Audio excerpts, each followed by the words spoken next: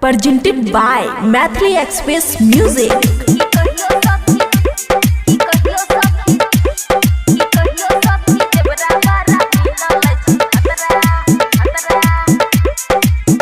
खुशी recording studio Baluaha. भोरे भोरे चुम्मा लगे बनबै छै जतरा, भोरे भोरे चुम्मा लगे बनबै छै जतरा। की कहियो सखी देवरा बारा मिलल छी हतरा, की कहियो सखी देवरा बारा मिलल छी हतरा, की कहियो सखी देवरा बारा मिलल छी हतरा। DJ good Madhubani, DJ good Madhubani, की कहियो सखी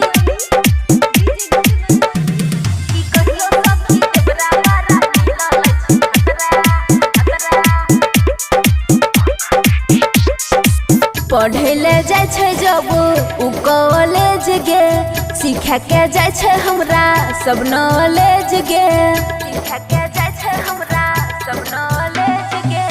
पढ़े ले जाय छै जब उ कॉलेज गे, सीखे के जाय छै हमरा सब नॉलेज गे। ओकरा डर से बोलै नै गे सखी कुछो भतरा, की कहियो सखी देवरा बारा मिलल छी हतरा, की कहियो सखी देवरा बारा मिलल छी हतरा, की कहियो सखी देवरा बारा मिलल छी हतरा। DJ good Madhubani, DJ good Madhubani, की कहियो सखी की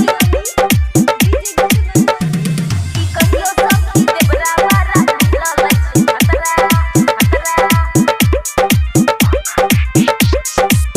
बबुआ राहुल सखी बारा छै हे हर, शर्मा दीपाली के बुझै छै मेहर, शर्मा दीपाली के बुझै छै मेहर। बबुआ राहुल सखी बारा छै हे हर, शर्मा दीपाली के बुझै छै मेहर।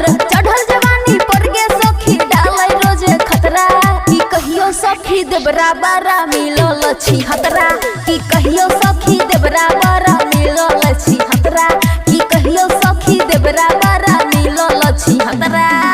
खुशी रिकॉर्डिंग स्टूडियो बलुआहा।